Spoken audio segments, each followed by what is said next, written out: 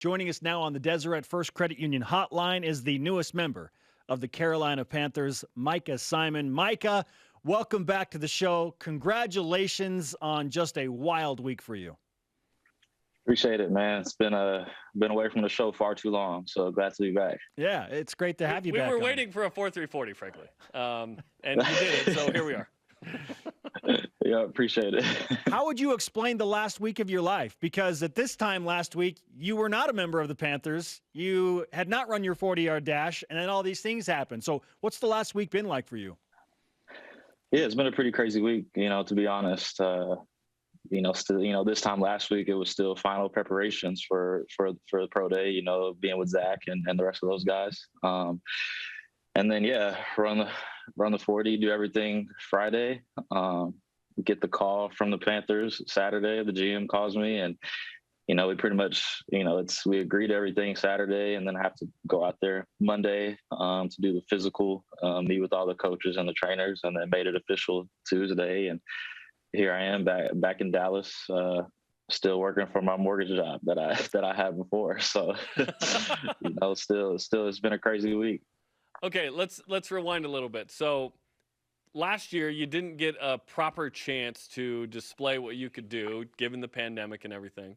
So here you are, and it's sort of your pro day a year later, but you had to get a real job like the rest of us after we graduate, right? So tell us what you've been up to, and then how you were able to prepare physically in spite of all that to run a tremendous 40 and get this opportunity.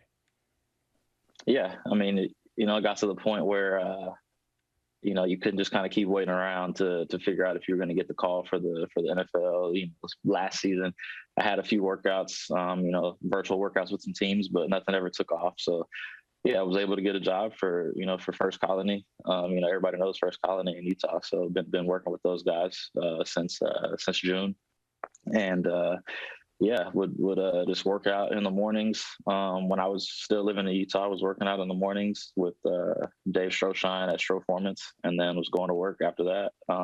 So did that for a little while, and then once we've kind of figured nothing would happen, maybe at the tail end of the season, then I started to tail back from the workouts, just kind of stayed in shape.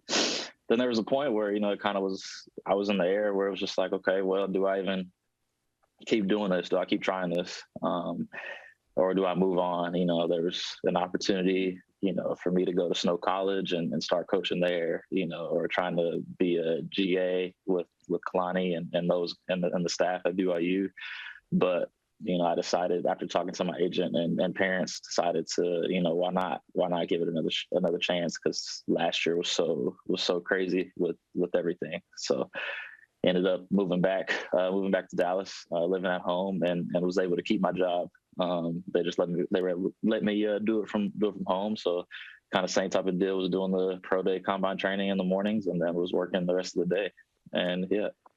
Micah Simon, Carolina Panthers receiver with us on BYU Sports Nation. Micah, I know that you obviously trained as a receiver and you displayed that with Zach Wilson in your different pass routes and whatnot last Friday, but what options or what positions are you open to playing for Carolina, and have they opened the door to other things potentially?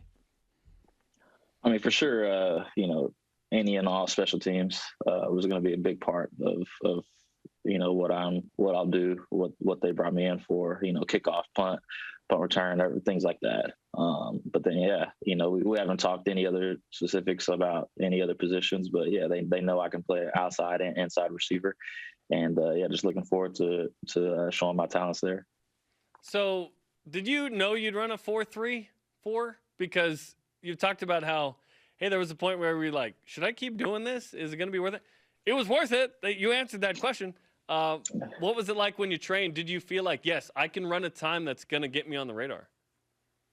Yeah, I felt that I could, knowing what I did last year with my training and everything. I went back to the same trainer. I trusted him. So he put the same kind of plan together to get me ready again.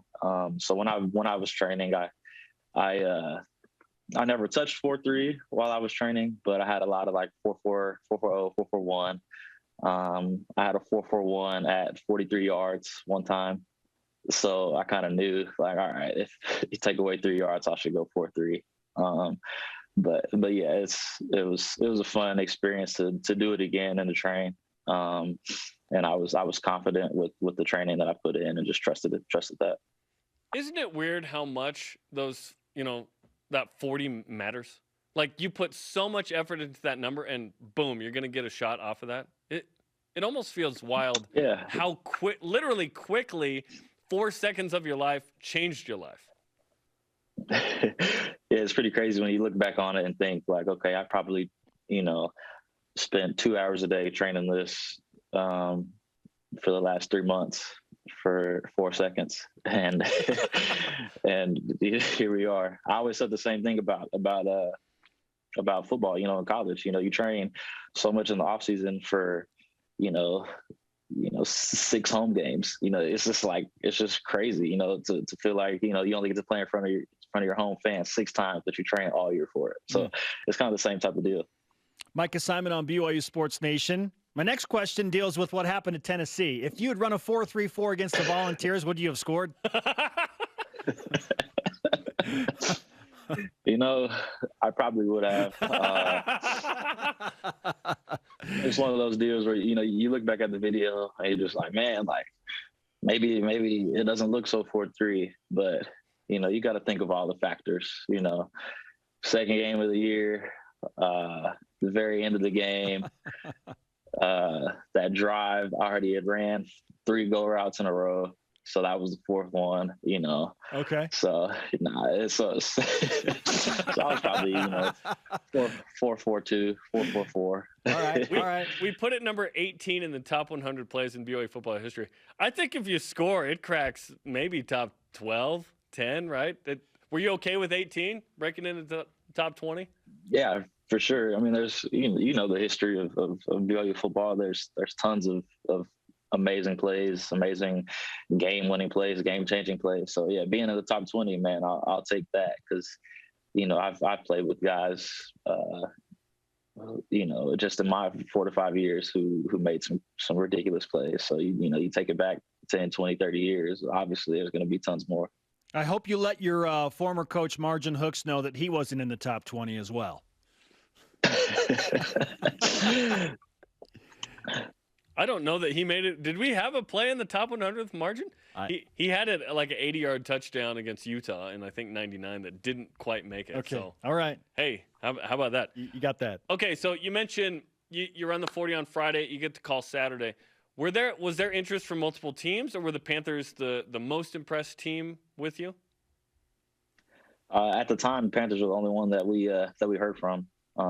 At the time, I heard rumblings. I heard rumblings, afterwards that there was could have potentially been some other teams in play. But I mean, yeah, when we got the call from the Panthers, we felt like that was a great spot for me to end up. The new, younger GM, younger coach Rule's great. From Baylor, he's in his 2nd year. So there's a lot of potential for the upside there. The receiver room, they lost a couple guys in the offseason. So, yeah, there's a chance for me to make a splash and make the roster. And some demons to exercise in that part of North Carolina, right, from East Carolina, 2017? Yeah, I don't know what you're talking about. Yeah, you can go there and exercise those demons. What's life like now? Because you went there, you checked a few boxes for them and whatnot, physical and whatnot. So when do you return, or will you work out from home for a bit? Yeah, I mean, the plan right now, I'll probably be in Dallas for the next few weeks. Off-season program starts April 19th. So kind of still waiting to hear if that's virtual or in person. But I think either way, I'll end up there around that time. Micah, our sincere congratulations again. We were notably stoked when we saw the time and then saw what that transitioned into. Could not be more happy for a guy that is holding down a mortgage job and just trying to make it in the NFL, man. Should we have a race with you and Chris Wilcox, 4.31 and 4.34? Yeah, we really should, because I don't know if you guys noticed, but the free agents, the scouts only gave us one run for the 40, and the rest of the guys got two. That's why I didn't run another one. Okay. Right. So I feel like, Chris ran fast for the first one, 4.37, and then the second one, 4.31. So I don't know. I went 4.31 on the first one. Maybe it was a 4.30 on the second one. You don't know. 4.29. Give the man another opportunity. Yeah, who knows? Yeah. Hey, that's a great point. Maybe, yeah. That's a great point. Michael. I was happy for all those guys. All those guys did really well at that pro day. So looking forward to see where they end up too. No, world-class event for sure, held at the indoor practice facility. We'll talk to you again soon, man. Again, just congratulations. So happy for you.